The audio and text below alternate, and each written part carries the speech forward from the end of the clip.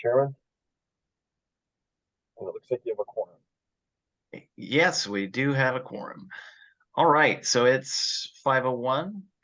We're going to go ahead and get started here. So I'll just I'll note the roll. We have Dr. Okay. Hanairo, Krutner, Marcourt, Rhodes. Carrie Scheffner is not able to be here tonight. John Schaefer is not available, I don't believe. I don't think he's on the call. He had said that he wasn't going to come. Jim Schutz is present. Tom Yost. And we have here. Yep, thank you. And we have a new member, Zoe Van Nest. And I just thought maybe Zoe, not to put you on the spot, but I will, if you wanted to just quickly introduce yourself.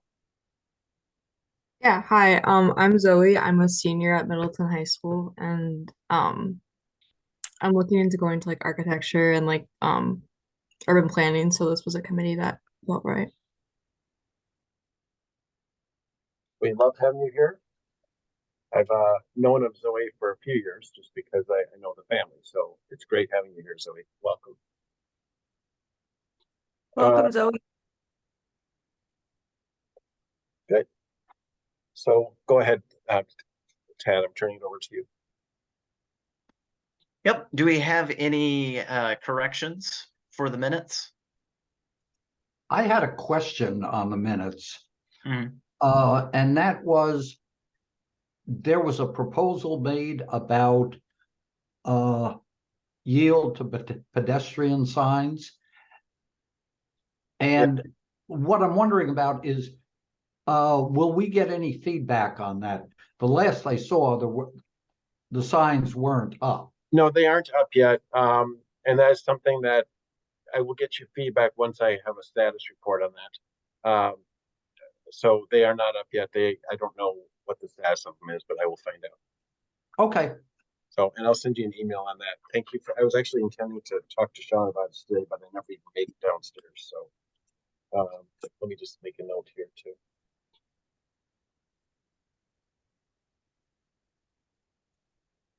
Okay.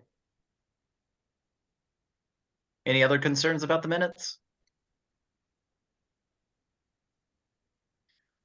All right, with no corrections, the minutes stand as read. We're going to jump to item number 2 because we have the amendment number 5 to design construction engineering agreement with K&L Engineering. And we have KL present here, so I thought it would be good to deal with this so they didn't have to sit through our zoning ordinance discussion. Aaron Passow. Yep, that's correct. Yep, has been our point person in the field for the past year or so, actually longer than that. And so he has the most knowledge on the east segment of the North Mendota Trail that was constructed, current status. And I invited them to be present to answer any questions you have about this amendment, which we received last week. It is for up to $16,000, as I understand it here. Maximum cost is $16,000. As additional compensation for the construction services in 2023. They, as noted in the letter, they originally anticipated to be done with the project November 2022, which was the original timeline. There were various delays associated with the contractor. And so they had to remobilize and be active again this past summer. It's taken quite a bit of effort, very candidly, to get the contractor to bring the project to a close. The contractor has reported difficulty getting subs to come back to take care of punch list items. So I guess that's the overview that I have. Aaron, do you have anything you wanted to add that I'm missing? I think you got kind of the gist of it there. Yeah, I mean, the main idea, was that, this was all supposed to be done last fall, but, as things happen, weather and delays, it's, we bled into this year. So, yeah, other than that, if you guys have any questions, feel free.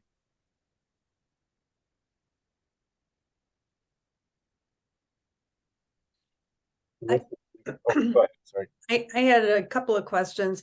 So I'm just curious, the memo says, so the construction oversight budget was consumed last year.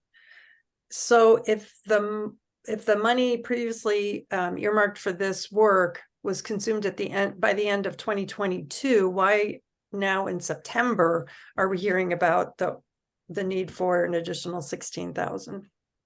I don't believe that we fully consumed that money last year. We had some left over for this year yet. But as we're continuing to work through this punch list and then work on finals coming up here shortly, hopefully, that I think that we are looking at extending that. So Okay, so the attachment number 1, assumptions and scope of services, that's not correct, the sentence. So the construction oversight budget was consumed last year. I'm just trying to see this. It's right in the middle of the paragraph, the first paragraph. Yeah. I can elaborate a little bit, Lisa. I also noticed that, and Bill Beesman, who worked to prepare this memo, was he gave it to me and was on his way out of town. In fact, I think I got it. I asked for a change, and he had already left town, so he made that arrangement. And he still is out of town, but he is going to be back tomorrow, as I understand it. He may even try to call in today. I wasn't sure if he was going to or not, but I know Aaron's here in his place. So so Bill has the most knowledge about it. But what I will say is that as I've been processing invoices over the last, every month they send in, well, most months they've been sending invoices. Once in a while, I don't get one. I reached the 0 mark with the last invoice for August. So Okay. I do think, and I do know that KL it's my understanding anyway, that KL has incurred additional expenses over the past several months for which they haven't been reimbursed because they were running out of budget. But I would defer to Aaron and Bill to elaborate on that. But that's my understanding of the invoices I've gotten based on the work they've done. I'm not at all surprised that they went over budget, if you will. I think part of the problem is they didn't know how much they would go over because of variables with the contractor. Aaron, is that a fair summary?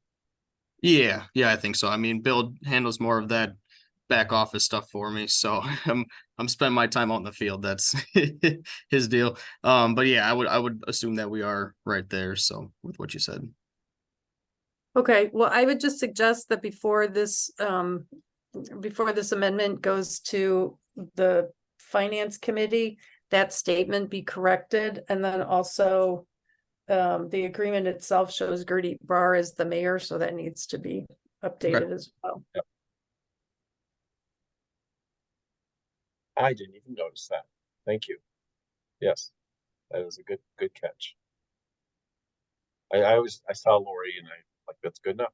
But you're right. And Mark, the $16,000, will that be covered by our grant? Yes. Okay. Well, I mean, that is, I don't see any reason why it couldn't be. I did let the county know about it. I haven't heard back from them, but I don't see that as a problem for them, but I will double check on that too. Okay, thanks. Is this 16,000 for, and maybe I didn't read this close enough, for costs already incurred, or does it also include anticipated costs through completion?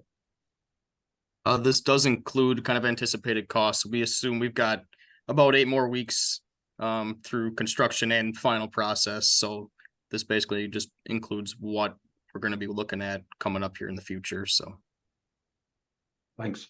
So maybe my answer was not accurate based on what Aaron just said. So if this is solely looking ahead, then that would be, well, the statement that Alderman Iro pointed out needs to be, still should be corrected, I think. But maybe this is just forward looking. Sorry if I misspoke there.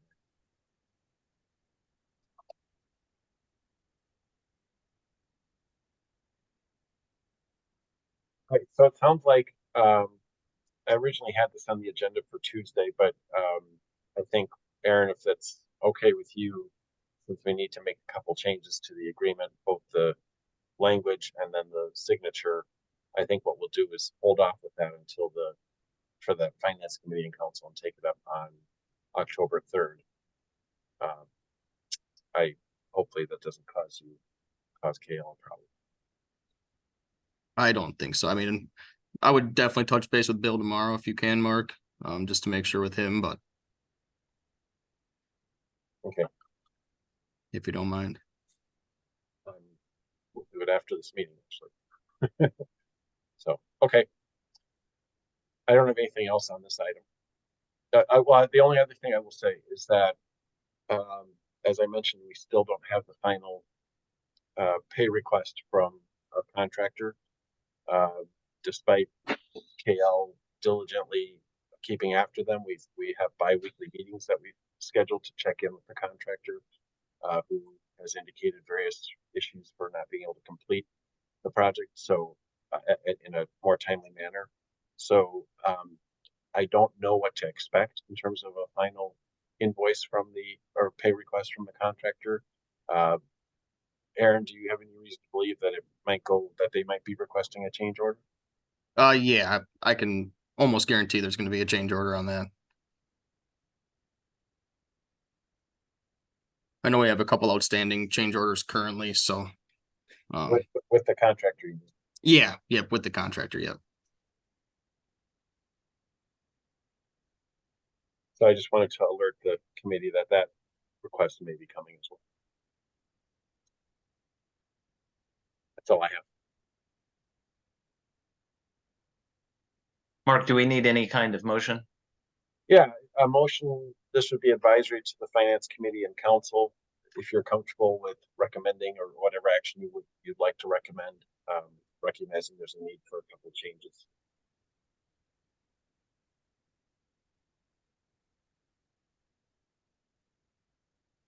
Okay, I'll make a motion to recommend payment to KL Engineering of the $16,000. So I recommend approving amendment number 5. Approving the amendment for the increase in cost. To provide up to $16,000 in additional compensation for construction engineering. How's that sound? That sounds good. Do we have a second? I'll second. Who was that? I'm sorry, Dale? Yep. We have a motion and a second. All those in favor? Aye. Aye. Aye. Those opposed? Motion passes. All right, thank you, Aaron. Thank you, guys. Jumping back to item 1, feedback on draft zoning ordinance. Everybody get your notes out. You want me to just give a quick overview? I want to. Yes, please. Overview us. I just want you to have the focus be on your comments, but just so you all know what's going on. We started obtaining input from 8 committees. The Public Works Committee on Monday actually reviewed this already and gave some comments. And in hindsight, I could have forwarded those minutes to you yesterday. I didn't think about that. There will be several other committees still doing their review over the next week. And the idea is that the committee input is going to go to the Plan Commission for their review at their meeting on September 26th. On page 2 of the memo, I highlighted what I thought were topics of greatest interest to the Ped Bike Transit Committee. You're welcome to, if you found other things in the ordinance and had insomnia and couldn't sleep and read other parts of the ordinance, then you're welcome to provide those comments as well. If they are comments that are, typos and misspellings and things like that, feel free to send me those individually. I don't think the committee needs to take time with those, but I was hoping that you would provide some guidance and feedback as a committee on the themes of the code. So I'll leave that as background. The only other thing I will say is that we have a zoning map that is going to, that has been released as well. We released that on last Friday, I guess it was. And tomorrow we will be going public with a series of well, with listservs and emails and things like that to notify people about open houses that we have scheduled for the latter part of September and into October. So that's my background.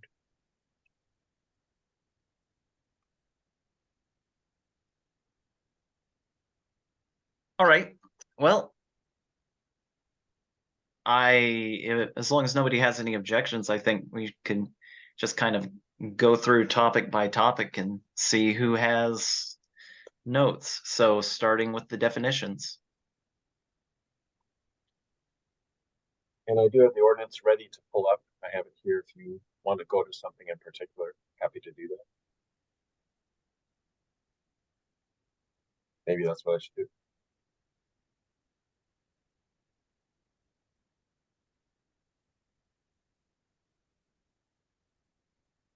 Mark, how is transit center defined? Because I know transit centers aren't a use in single family. Okay, so transit center is not here, but we have, I'm sure, well, I'm guessing that comes up It's later. a land use, yeah. Yeah, it's a land use. So doing Control F on these documents is really, I found it's one of the best conventions Word has ever done. So here we go. It's on page 146 of the PDF that you have that's on our website, I should say. So that's how it's defined. I'll make that a little bigger.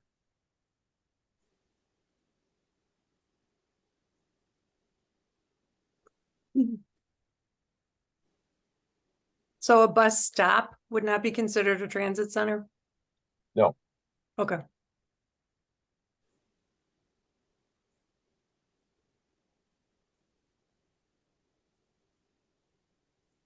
I did not have any particular concerns with the definitions. However, I did want to note that the definitions for street referenced what's it, chapter 19 of the ordinances, I believe. This is kind of just a heads up and recommendation that we really need to revisit those. The minimum lane width in our design standards is 12 feet, and that is the minimum lane width for an interstate highway. I just really do not find that appropriate for a residential area. That's one of those things that's been kind of on the books for a long time. Again, that's something to revisit later. The rest of the street definition was fine. I appreciate you bringing up another point I was going to make. The zoning, and your comment is duly noted, Tad. The zoning code pertains to private property in the city, not to right of way, which is in the purview of the Public Works Committee. But obviously, there's an interplay between what the zoning is trying to accomplish and the public policy objectives that we have in the city through our comprehensive plan and other documents. And those are, one of the things that Tad just mentioned. So your comment is very well taken, but I wanted to just emphasize that the focus of the zoning ordinance is private property. Anybody else comments on definitions? Then we can move on to zoning districts, Article 2, jumping to transit centers listed as conditional uses. Mark, what kind of feedback were you looking for? Just on the notion of transit centers as conditional uses, or details of the transit center? Oh, it's not even that I was looking for feedback in particular. Just on this, calling our attention to it. Yeah, I wanted to be aware and comfortable with. Let's see, this is in the table. We can go to the table, I guess. This is a handy little reference here.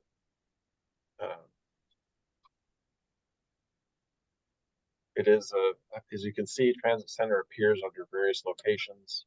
Let's go to the table. Probably right there. There we go. So transit center then is listed as a permitted use in mixed use districts. That's how this table works. Let me make this bigger. So it's listed as so avenue, mixed use, urban, and mixed use downtown. So that's where a bus could go off the street and into onto private property. All the other districts where you see the C, that means it's a conditional use. And what that means is there's a hearing process. First, if there was a proposal to have a transit center off the road in a multifamily district, then that would require an extra hearing process for to ensure compatibility with adjoining land uses. So that's how conditional uses work compared to permitted uses. Permitted uses are permitted by right. So single family residential district, you're allowed as a matter of right to have a house on it, for example. So that's what the P and the C is. It's also permitted at the airport. Just noticed the P here.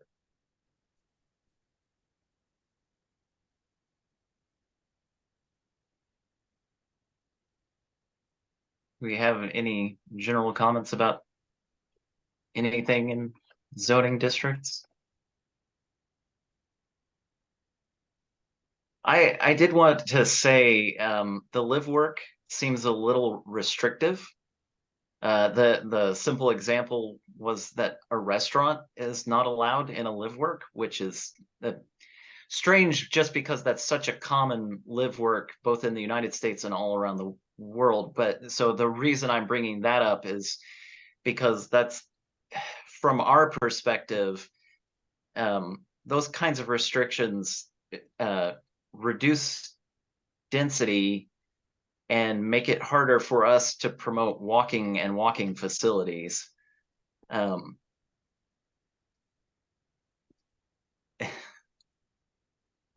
Good point.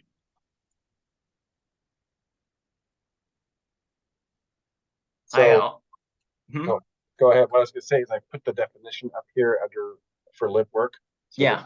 The concept behind it. I also, and I'm aware of I'd like to say cutting edge, but I don't think anyone else, well, not anyone else. I don't think that's still a common perspective here. The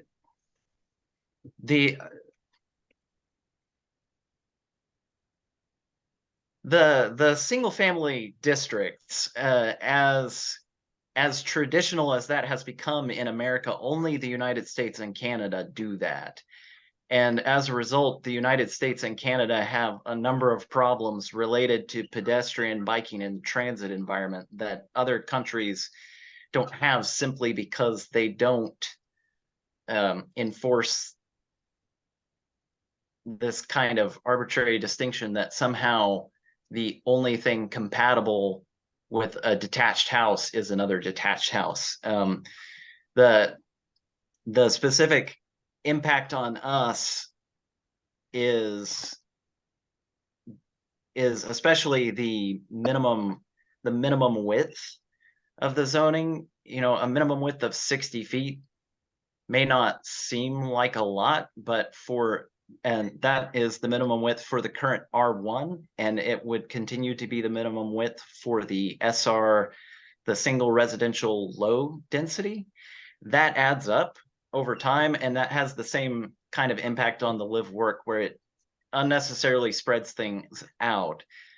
I say unnecessarily just because you're basically requiring people to have yards. You're requiring people to have an aesthetic preference from a certain time period by law. And it impacts city services, and it impacts financial decisions. And I also bring this up because we would, if we again, getting rid of single residential, I'm aware this might be extremely difficult in Middleton, don't get me wrong, but it would enable a number of things for us as the Ped Bike and Transit Committee. We would hardly be cutting edge. Minneapolis did this 5 years ago. Oregon and California have made statewide limitations on single-family zoning within transit corridors. So there are a number of ways we could go about it without just blanket getting rid of it, but I really, that's something to consider, especially from our transit perspective. Lisa, did you have something to say? Yes, I'm really glad you brought this up, Tad, because before I saw our zoning code rewrite, I was reading, well, you can't see it because I'm blurring my screen. I was reading Poverty by America by Matthew Desmond. And he talks about how, segregation, basic legal segregation was replaced by zoning. And uses the example, a couple of examples, but one of the remedies in the toolkit for him to address poverty is not having such exclusionary zoning districts. And as I looked at ours, I couldn't help but wonder why, it is exclusionary, because if you have single family zoning, you can't put a 2-family unit, you can't have a duplex or a 2-flat or the twin homes. And I don't see the reason for that other than to keep people out. Because there's really, if you look at Middleton Hills, it's a PDD. I'm looking at the map now. Middleton Hills is PDD. Well, there are, condos and things within Middleton Hills, but those would have to be zoned separately from single family. Like if I'd be curious to see what Middleton Hills would look like if the PDD designation were lifted and we zoned it. So, I don't understand why we would prohibit someone from building a 2-flat or a duplex or twin houses in a neighborhood that also has single family homes. And that goes beyond your transit question, but it's, I think it's still relevant. It's still essential feedback. And Lisa, I think it's a very good discussion to have, Lisa and Tad. Obviously there's other perspectives in the community. So what I have on the screen is what Lisa and Tad are referring to. This is what is shown as single family low density. We also have a medium category and a high density category, which allows smaller lots, greater density. But the uses that are permitted by right are these 8 that are listed here. So as Lisa correctly noted, we don't allow duplexes or townhouses or other uses other than single family or these other uses listed here. Conditional uses, again, that involves a hearing process, would be boarding house living arrangement, bed and breakfast, community living arrangement. But again, no other greater density. The one thing I will add is that what is new in this code is that we are allowing accessory dwelling units, ADUs, by right up to 900 square feet in every zoning district. So where that falls is under this category here. So 10 point, let me show you that. So that's the only, that's the quote unquote innovative, something that's new in this code, whereas in the past that was not. In the past, we allowed ADUs only up to 500 square feet as a conditional use, which again requires the hearing process. This now means with this code, it would be permitted by right. So that's the only response I would offer.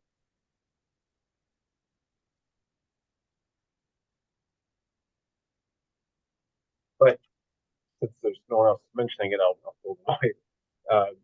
The PDD process that the Middleton Hills example that Lisa offered is because of that zoning, the ADU concept.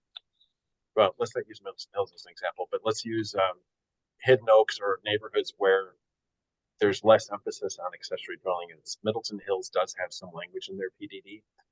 I just don't remember what it is off the top of my head, but other zoning districts or other neighborhoods like Hidden Oaks, Middleton Ridge or Misty Valley come to mind. They would not be subject to this term under the zoning ordinance because of their PDD designation. pull up the map too, since people are talking about this. Oops. In case you haven't seen it, which I'm guessing most of you probably haven't, since I didn't emphasize it. And comments on the map aren't before you tonight, but just so you can see the pattern, since that was brought up, the effect of the zoning map is what you see here in yellow, light yellow in particular. Let's go down to Foxridge as an example. So this is low density single family. Over here in the older part of the city, east of downtown along the railroad tracks, this is medium density, which is linked to lot size. And then west of Park Street, north of University Avenue a little bit, where the lots are smaller, even still, and also Middleton Beach Road, we have, and Clark Street here, we are proposing higher density, which allows, which means less pervious area. It means more impervious surfaces. But it also is trying to make the lots more buildable for accessory dwelling units or detached garages, that sort of thing. So this is, these are the yellow standard zoning districts, whereas purple, a lot of the city is purple. It's not all housing, most of it's not, but here's Middleton Hills, here's hidden Misty Valley, Middleton Ridge it's called. Here's the new Redtail Ridge development that was just approved. And of course, here's Hidden Oaks over here. The rest of this is, there's no single family housing in the rest of this area. This is all Airport Road Business Park, ETC, Costco. To the south here, we do have some apartments and condos in Greenway. But as you can see, much of the city is purple. And that will not change under the zoning map. The adoption of the zoning ordinance will not lead to rezoning of the plan of the properties that are zoned plan development district, but it will affect any other color. So gray here is our business park, which will have an industrial classification. Light gray is what we're calling research park, and then pink. This is an important development in our code. So all of this you see here, by Parmenter Street, where Culver's is, the old Fitzgerald's, Bruce Company, this all right now, housing is not allowed there at all. But with the new code, we are proposing that this be mixed use urban, and mixed use as a zoning classification allows mixed use buildings and housing. So we are, with the zoning code, trying to get around the exclusionary zoning practices to some degree, maybe not as going as far as Tad and Lisa have been saying, and I understand their points 100%, but we are trying to make our zoning code more flexible for allowing infill housing in mixed use configurations in these areas, including along University Avenue, our transit corridors. This is University Avenue here, Castle Rock project, which was just approved. The general implementation plan was approved, is here. Brown signifies multifamily housing. Again, here's more pink. This is what we're calling mixed use avenue. This is the Middleton Springs Shopping Center area. An apartment building was recently approved here. It's zone PDD. You get the idea. So I didn't want to have this become me speaking the whole time. So Yeah, that's fine. Mark, could you zoom out on the map really quick? I want to just point out something. The multifamily areas zoned dark brown and light brown are where 50% of Middleton's population lives. Just to keep that in mind, the other half lives in the very widely spread out single family zoning. So by adding, you can see how much smaller the brown is compared to that yellow. So just adding those mixed uses is going to very positively impact the city in terms of housing affordability and also the things we care about, people getting around on foot, bike, and bus. Any other comments on? zoning districts while we're here? I don't know if this is related. Can you hear me? Yes, George Zen's recent articles mentioned something about fruit stands wouldn't be allowed along University Avenue. Did anybody else see that? what kind of stands, Tom? Like a farmer's fruit stand. Oh, like a corn, Yeah, right. That's a convenient segue into temporary land uses. Before we leave the residential, Oh, though, I okay. have one quick question for Mark. Mark, do we allow tear downs? Like in the town I grew up, most of the original housing was torn down and replaced by McMansions. So is that something that Middleton allows? We don't prohibit it. Okay. So, 'Cause that's another way of saying it. So if somebody wanted to come in and tear down any building, they would need a demolition permit. And okay. I don't know of any rule that would prevent that unless it's has a historical designation. Okay, but like somebody who owns a duplex could tear it down. The way the draft code is written, someone who owns a duplex could tear it down and replace it with a single family home. But somebody who owns a single family home could not tear it down and replace it with a duplex, correct? I mean, by right. Right. So that I see your question. Or now. even conditional, they couldn't do it. Right, unless they got a rezoning. So, okay, so I see your question. So if somebody say here on Meadowbrook Road near Cromery, just picking a place at random. So somebody here on the corner, not too far from the bus route, which is Century Avenue here. If this person here wants to tear down a single family residence that is there, all of these have single family residences. In order to put up a duplex, they would need to get a rezoning. And say, I don't think that's a good policy. To piggyback on that, some of the largest lots and largest houses in Middleton currently are on Park, down in Stonefield, on areas that are currently zoned for duplex. Yes, right there. Those are all that duplex area is entirely single family homes. And the reason for that is because the developer, when this came in the late 90s, when this was built, Right, they deed restricted them to be, so that there's something that's beyond zoning. The land is deed restricted, so it can only be single family, and there's nothing the city can do about that.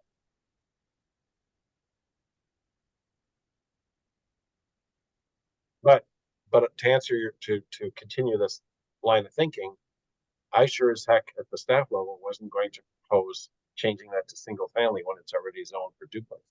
So, that would go against our objectives of our comprehensive plan. So I'm sensitive to the idea that, I'm not trying to reinforce single family homes anywhere other than where it already is. But Lisa and Tad are raising a policy point that is entirely valid and is definitely a debate that's happening in a lot of progressive communities around the country. So I think this is excellent feedback in the context of the mission of the Ped Bike Transit Committee.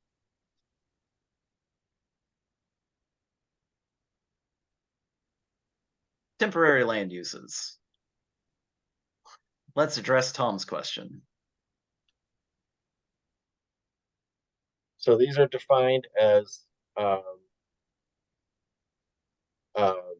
permitted by right, designated with the letter P in the table. We can go back to that. Or a C if it's a conditional use. I think there was,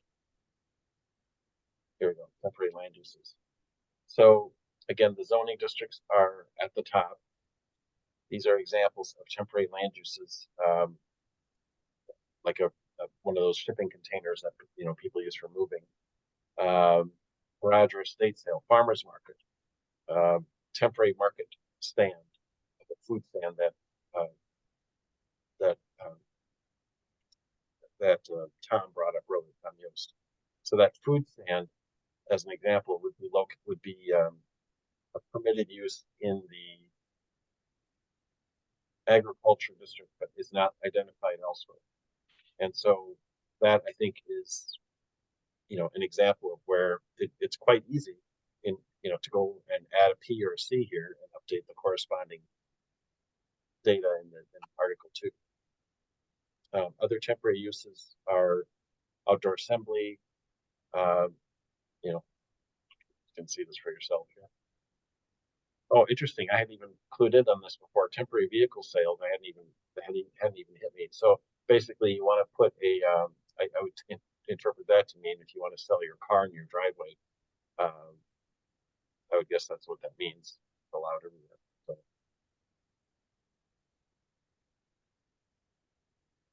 Anything else in particular, Tad, that you wanted to touch on here?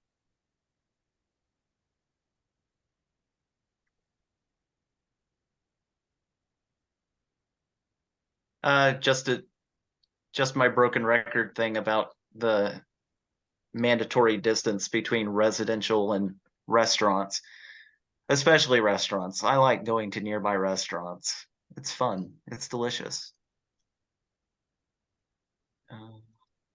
So I noticed that theme, you mentioned that earlier. So you would like to see the code allow restaurants to be better integrated into more zoning categories. Yeah, I think that's a traditional land use of American cities. And I mean, we would have to justify the way I see the code, the zoning code is established on the basis of public welfare. And I think we'd have to justify why having at least 50 feet between a person's house and delicious smells is a public welfare concern that necessitates the same approach over and over.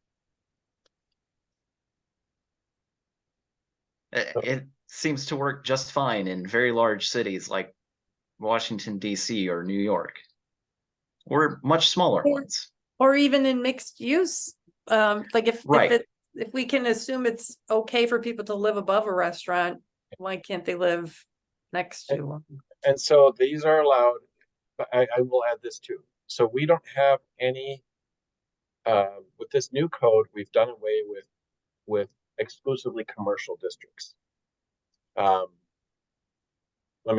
Let me couch that, or maybe fine tune that a little bit. So rather than having B1, B2, B3, B4, which is our current zoning, for example, Middleton or the Parmenter area that I talked about earlier, Bruce Company, Fitzgerald, etc., where there's no housing. That's because it's not allowed. So the new code has mixed use as a category, the pink category on the map, into four subcategories: neighborhood mixed use, which is smaller scale, like think of where Paul's Bar is and some of the small shops around there on Parmenter and Lee Street. Mixed use avenue, which is along the arterials like University Century and Allen. Mixed use urban, which is the higher density, taller buildings, which we're proposing west of Parmenter Street, as well as in the Greenway area. I mean, that's the type of business that you would see, or the type of use you would see. And then mixed use downtown.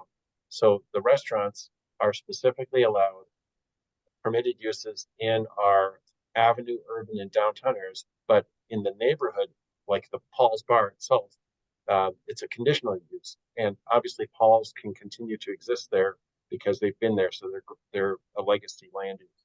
So they would not, this code would not harm them in any way. Right. And the C is also in place for the conditional use is also in place for Research Park, which is the area along the Beltway. But so go ahead. Sorry. So what I'm referring to is when you look at the commercial land uses restaurant, it has an additional stipulation that the front door shall be at least 50 feet from a residential. Where is that for me? I'm getting there. It's on page 134. Yep, right at the bottom. Customer entrances.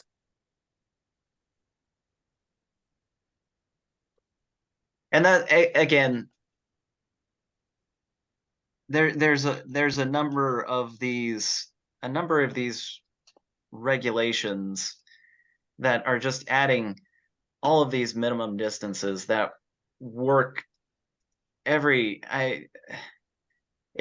any of you recall from the bus network redesign for Metro, every additional foot of distance from place to place gets fought over. And so we're adding all these additional feet. And again, on a per unit basis, they're not much, but they add up. 10 of these buildings becomes suddenly 500 feet. And now people are having to walk an eighth of a mile and they don't like it, even though they just don't like it. So it's Yeah, I brought up at the Public Works Committee meeting that gas stations, the pumps or the islands have to be 75 feet away from the street, which, you know, there are a lot of gas stations that don't have that. And so that's, to me, that's encouraging more pavement.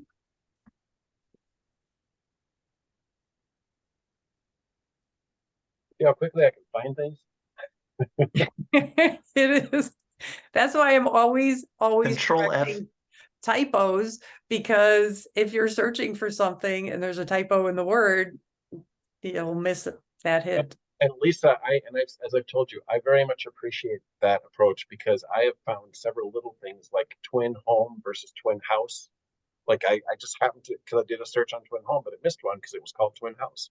You know, so no, I'm as I find them, I fix them. What was your point with the 75 feet for the fuel pump, Lisa? Just again, talking about the minimum, having larger minimum distances than is absolutely necessary in a situation like this one with the gas stations, to me, just creates more pavement. Like if you had to redo the Quick Trip at Century and Branch to fit the 75 feet in, it would take up much more space than it does, and that space would probably be paved. So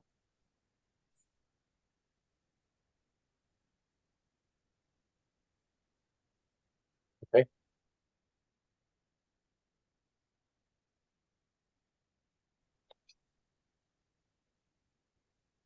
I will let the committee know. I don't know if we're on this one yet, but campgrounds, there's no minimum bicycle parking at campgrounds, and I brought that up as something I didn't understand why we wouldn't ask for some parking there for bikes. Do we have a campground? We might. We don't currently in the city limits, but Mendota Park is directly adjoining the city in the town of Westport. And the other thing I will mention is that this, this code is evolving from a template that our consultant has used, which, they are adapting to the communities that they serve, and they've already made quite a few changes, in response to staff feedback, as well as we had a work group that was giving some guidance. So the parking standards that Alder Hanairo was referring to, I think the easiest way to find those.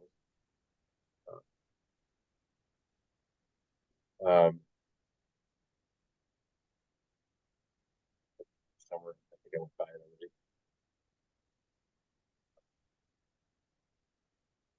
Well, I'll find it here while you're talking.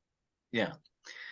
Anything else on commercial, industrial, storage, and temporary land uses? There we go. Say, just a warning, I'm gonna have to sign off in 10 minutes. Okay. What do you want? Oh, I'm sorry. Who said that, by the way? That was Tom. Okay. Is there anything you specifically want to address, Tom? Nope, I'm good. Okay. Does anybody else need to leave early, and would they like to specifically address things? I will also have to leave early. This is Kirsten, Tad, and the big thing I want to just cover is the bicycle parking. Not necessarily add anything, but make sure that we discuss that prior to me leaving. All right, let's jump ahead to bicycle parking then.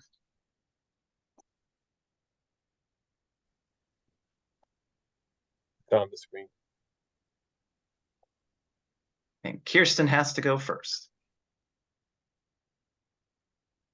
I didn't have anything specific, but I just wanted to bring this up and the importance to make sure that we have enough in any commercial areas and that they're properly placed so far away from a building so that different size wheels can be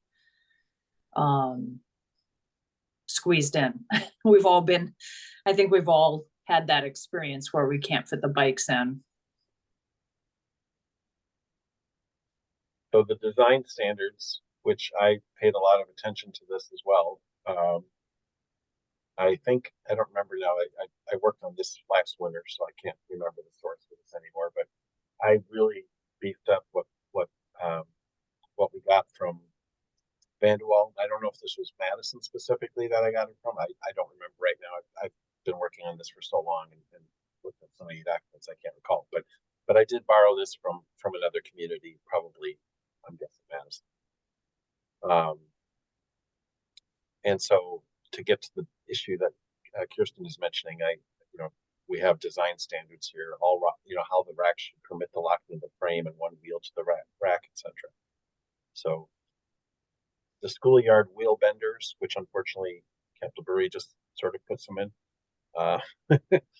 which I can understand why that happened, but we have not had standards in place in the past for bicycle parking, both in terms of requiring parking and design standards. So this code will finally correct that one.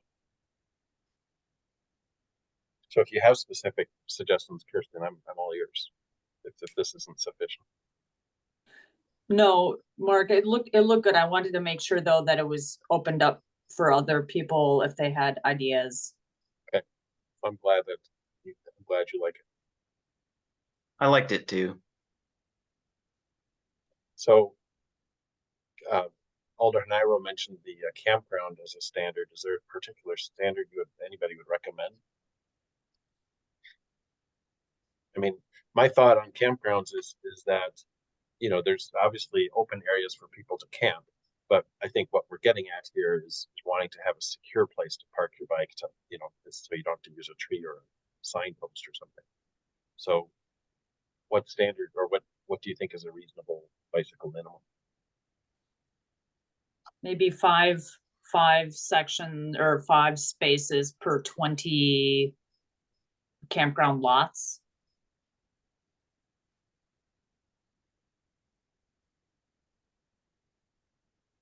Or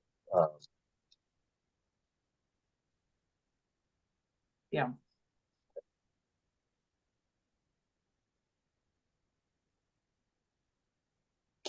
I'm willing to go ride out to both Brigham and Blue Mound this next week and look at what Blue Mound is using for their bike and hike and campsites. sounds great.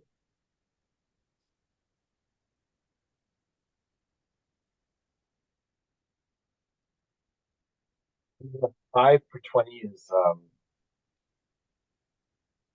I guess that makes sense, I guess.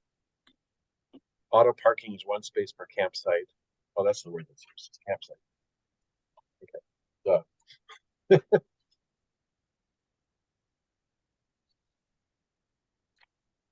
Kristen, We need to make bike parking accommodations for bus stops if people are getting off the bus, and I don't know. Oh, yes. So I'm glad you mentioned that. Most bus stops are in public right of way, but as part of our enhancements for the new transit service that we have, the city has ordered and we've received bike racks that will be placed at various bus stops. Not all of them, but we're getting started on that this fall. In fact, in the next couple of weeks, you should start seeing those. So Tom, just to answer your question from my perspective, a 5-minute walk to a bus stop is 1/4 mile. A 5-minute bike ride to a bus stop is a full mile. But if you take your bike to the bus and the bus shows up and it already has both of its bike racks on the front filled, where do you leave your bike? So this is to encourage the possibility, again, another one of those very widely used worldwide things of combining bike with public transit. Yeah. And I think the city can cut locks and remove bikes if they are locked to a street sign, correct? I think, I don't remember if we have an ordinance about certain signs. Sorry, I don't remember that, but I wouldn't be surprised if that exists, yes. Could we have this an agenda item of choosing where the bike parking is placed by bus stops when that comes up? Okay, okay. Are you specifically requesting an item for the bicycle parking with the signs, or you're talking about bus stops specifically? Bus stops. Okay, I'm happy to put that on a future agenda. But I will simply say in the meantime that we already have a plan for putting them at several bus stops. We bought the inverted U. I'll talk about that with you separate from the zoning. So Thank you. yep.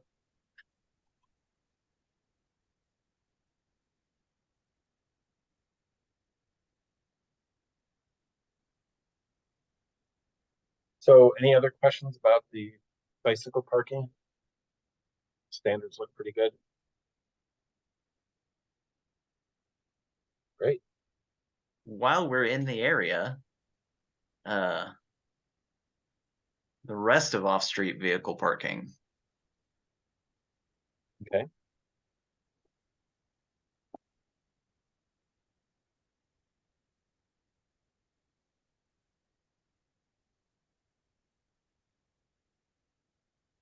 I'm listening. Anybody? Because you know I have a lot, so Well, jump in before me. I'll mention what I brought up. I think it was Tuesday night. This is my third conversation about the zoning code. And I asked why, well, I guess it was the car parking, or no, it was the bicycle parking, wasn't it? Why would we require accessory dwelling units to have bicycle parking? Given what most people are thinking of doing with their accessory dwelling units, having their family members. So if the committee members disagree with that, please do say so, because it occurred to me, and my argument was, I love that we are incorporating requirements for bicycle minimums. I don't want to create a situation where we get criticism, the city gets criticism for going, to an extreme. And I don't know if requiring it for an ADU is considered an extreme or not, but I just, I don't want builders and residents to give us pushback. We talked about that at the staff level after that was raised at Public Works, I think. And because I was specifically asked, why don't we require single family homes, but we are for other land uses? And the best answer I can give you, and Kirsten, I'd be happy, or Tag maybe have an answer too, but once you have an ADU, there's a high probability, well, it's going to be rented. And so this is, these other land uses are not owner occupied generally. And so the thought was that if you own your own home, you're going to have a space on your property because you own the property. And so you can park on your property, whereas an ADU and an apartment and in other types of situations, offices, etc., you don't have naturally an expectation to find parking there unless it's required. So that would be my response as to why it's listed for ADUs but not single family. I don't know, Kirsten, do you have another perspective on that? No. But I think oh, sorry, Tom, go ahead. I gotta go now. This is really okay. interesting. I really want to stay, but I gotta go. I'm gonna lose my job. So okay. But my apologies for leaving early, and I'll try to make my schedule better next time. Thank you, guys. All right. Good night. Yep. Bye. I think to Lisa's point, if you make an ADU specifically for a family member, and the requirement that you, because I'm about to get into this on the automobile minimum, the requirement that you put in a bicycle spot for a family. I mean, it's it's kind of that same thing. You know, in some way, in some ways you're thinking, I'm not renting to them, they're my family. They share my space. So I don't know that there's a good answer. Yeah, I mean, in that situation, I hate the term granny flat or mother-in-law apartments, but if my mother-in-law did move into an ADU behind on our property, we'd let her put her bike in our garage, you know, but then we'll sell the house someday, right? And so now somebody who buys it, somebody who has a parent that needs to live close by, or, you know, might it be somebody who just wants to earn a little income by renting it out? So it's hard to cover all cases.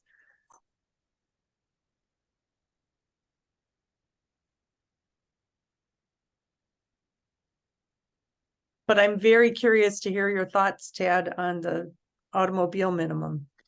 Well, I would like to get rid of it. So there's a general chain of reasoning behind it. And part of it is I am not a car owner. And yet by current city zoning standards, it is mandated that my apartment complex will maintain 1.5 parking spots for my 0 cars. So my rent every month includes basically a maintenance fee for a parking spot and a half that I do not use. Likewise, a portion of my property taxes to the city via my rent, a portion of my state income tax, a portion of my federal income tax, all of that goes towards maintaining parking spots that I don't use.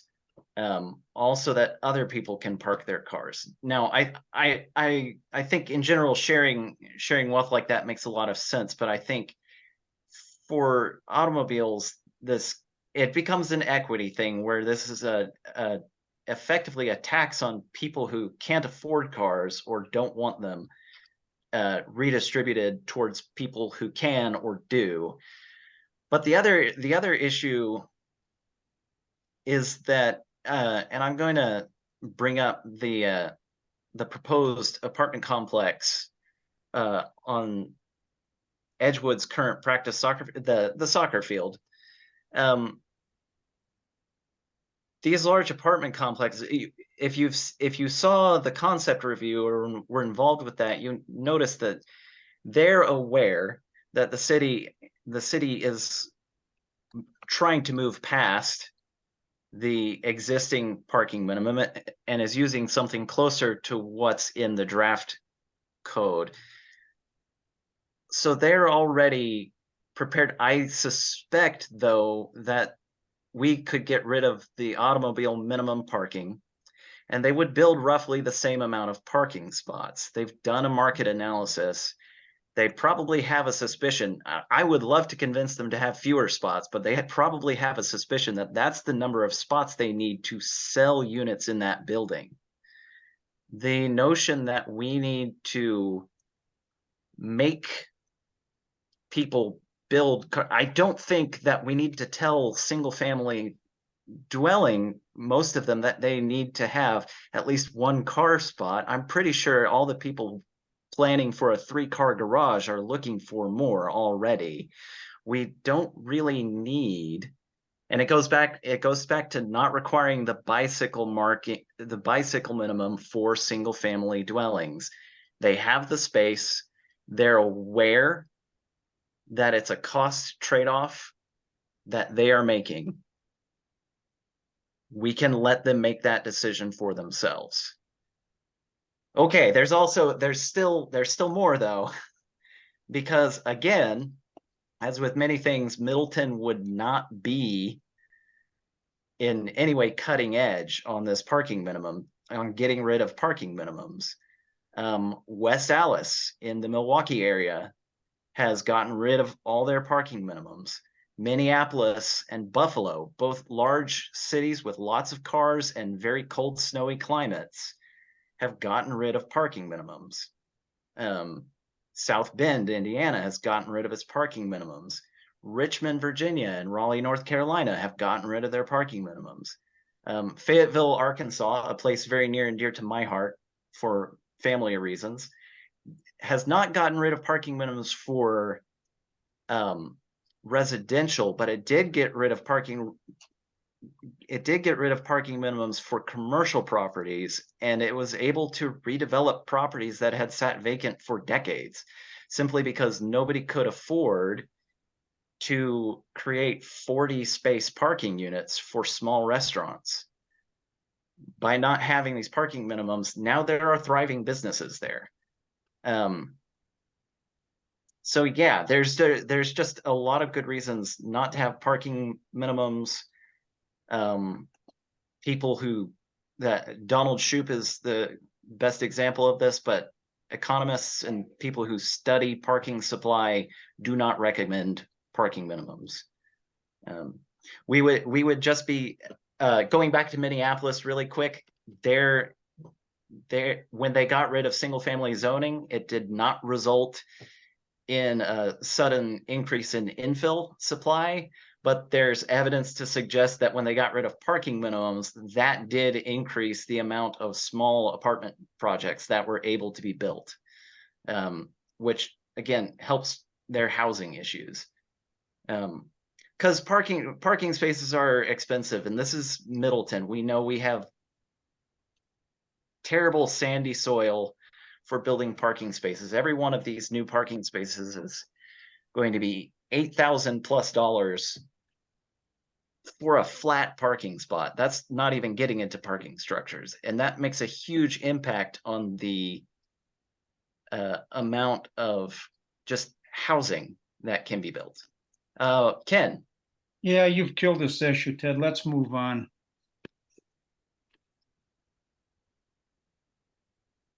Well, if I may say something, I would agree with you, Tad. I think I trust the market to decide. And if the developers are putting in apartment buildings, they know, they should be the ones who have a good understanding of what the minimum is that they would need to make it fly. And if it's a smaller, like a 6-unit apartment building, maybe they don't put any in. And if I'm looking for an apartment and I absolutely want parking, I don't choose that building, but somebody who doesn't have a car and doesn't want one could. Now, the one reason to have the minimum in there is that now the way it's written, there's a maximum that's based on the minimum. So a maximum would have to be identified for situations like offices where it says 125% of minimum. So, but that's not a reason to keep it in. Kirsten. Yeah, it looks like I was real curious about Davis, California, and if they have a parking minimum. Looks like they're about to abolish it as well. And I just wanted to look at that because of the rate of people who bike and walk places there. So, and it's smaller than Minneapolis, of course. So I'm from Minneapolis, and public transit is extremely easy there. So I was looking at a place where that's a little bit smaller and a lot of people bike and walk. But yeah, not UC Davis, but Davis is about to abolish parking minimum as well.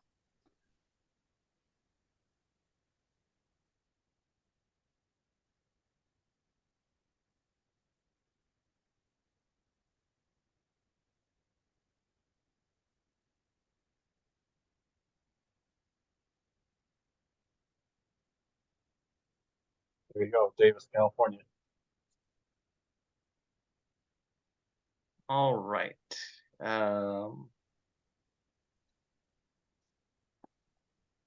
Next topic.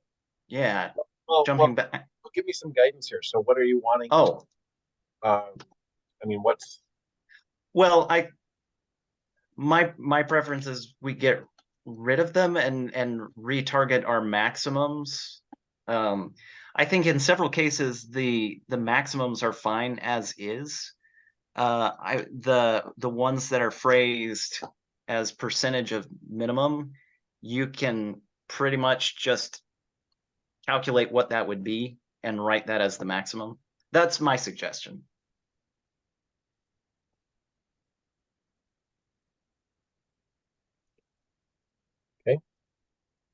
Well, what I'll do with this is I'm obviously going to document everyone's feedback. It's not that we are expecting you to make a motion tonight per se, but Mhm. providing, the committee, the plan commission will receive feedback from everybody. We'll make sure all the viewpoints are reflected. Several of you have spoken to this topic, so that will be obviously a feature of the minutes. If somebody has it sounds like Ken, maybe you had some concerns with this topic and maybe you have a different viewpoint you want to express. Yeah, well, I mean, it's up to the individuals, and the more codes you set and everything else, it becomes more difficult. We kind of start losing the perspective of Middleton that it is a small town. It's going to be just like Madison. And I mean, I understand a lot of these concerns, but I just got a concern that we can't be bringing social standards into zoning ordinances.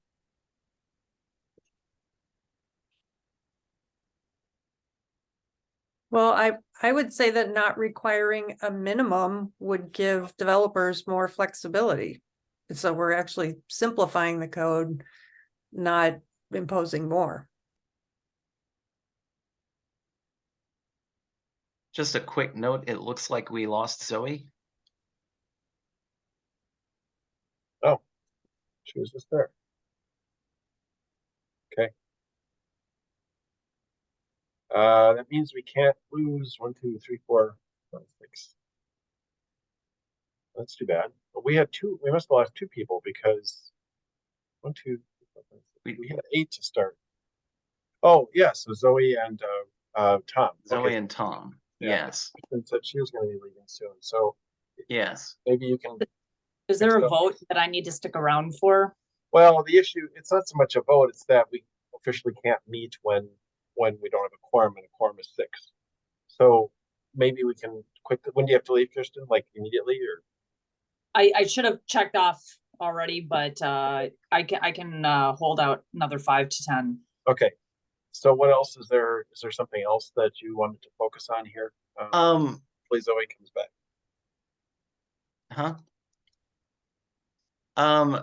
Bicycle and pedestrian access standards. I only had 2 notes. I'd like to consider bumping the sidewalk width from 5 feet to 6 feet. It's small, but that's what NACTO, the National Association of City Transportation Officials, recommends. It allows 2 wheelchairs to comfortably pass each other. They can do it in 5, but that is the minimum. So it's. Where is this now? I'm sorry. Huh? What page are you on? Do you know? Oh, I thought I did. He needs to know what term to search for. So Zoe, I just messaged Zoe. She's her Wi-Fi failed, so okay. she's trying to come back. Bicycle and pedestrian access standards. 10.6.4. 10.6. Wait a minute, that's not right. 10. Oh, that's 06.04. Got it. Yeah. There we go. Got it. All right. I'm sorry. Where's the 5 and 6 feet going from 5 to 6? That might also be in chapter 19 now that I'm thinking of it. Okay. And chapter 19, since you made the reference earlier, that's our subdivision ordinance. And just so the committee knows, we are requesting a budget to overhaul our subdivision ordinance for next year. Okay. The only other note I had on this was for 5B4. So the on-site connections design requirements, just a clapping emoji for the material and layout of the pedestrian walkway shall be continuous. That's all. I really appreciated that. I'm sorry, what's the page or what's the section number again? Section 5, you're in the right, or sorry, no, you were in the right section. So 5, but it went to 6. That's why. Yeah. So 5B. Oh, I see what you mean. Number 4. Yeah. Okay. there you go. Yeah, several of these I really liked as well when I saw them. I don't remember if this was in the template or not. Some of these things I added, that probably was in the template. So I don't have a lot else. Does anybody have anything else they really want to discuss? I'll just put in my 2 cents about the minimum number of parking spaces. I have never driven and will never be able to. Yet I think that probably there are people in better positions than us to determine whether or not by eliminating that minimum, whether or not you will run into a problem that that won't be marketable. If developers decide, okay, we're not going to have the parking spaces. And the other thing is, if they do that, are you going to I lost a thought there, but it sort of reminded me a little bit in the back in the 20th century when they were building hotels. Every place built a hotel with a pool. Nobody used them, but they built them. And I think that's what it's going to happen here, is that if you leave it up to the developers, they will say, okay, I'm going to build them anyway with 1.5 spaces. So I don't think it's so bad that they do that. And I think the other thing is, unlike Minneapolis, some of the other larger cities, we do not have a transit system that can allow a majority of the population to be without vehicles. We don't have buses in Middleton running every 15 minutes, or bus stops that are within a 5-minute walk. So anyway, that would be my only statement about the parking. Okay. Anybody else? Feedback for Mark. Again, I welcome individual emails as well. I think this has been a really helpful, very excellent discussion. I appreciate your perspectives here. All right, so there is a agenda item 3. Mark doesn't have anything on it. Yeah, I just was going to give you just a very quick update. So as you can see, I've been working on the zoning ordinance and North Mendota Trail, among other things, regular parts of my job that I have to deal with too. So I have not gotten to the wayfinding sign. I put it on the agenda hoping I would get to it this week, but I just haven't been able to. We discussed at the last meeting that I think, Kirsten, you were interested in giving me some feedback. So I need to work on that in the next, it's going to be it might be a couple weeks now. I'm working long hours here trying to get the zoning code across the finish line. So I just wanted to give you that update. See who else was interested. I know Kirsten was. Welcome any help I can get at this point. Yeah, I'm definitely interested. Yeah, I figured you would be. So it's not going to take too much effort. And frankly, I might just assign it to our intern to try and come up with a plan. It's a good experience for her. But I know what I want to do, and I just haven't found the time to do it. So that's all I had. All right. I think since we have held Kirsten well past the time she needed to leave, if we could get a motion to adjourn. I'll move to adjourn. I second. All right, all those in favor? Aye, Aye. All Aye. right, we are adjourned. Thank you, everybody. thank you. See you later. Yep. All right, thank you all. Aye.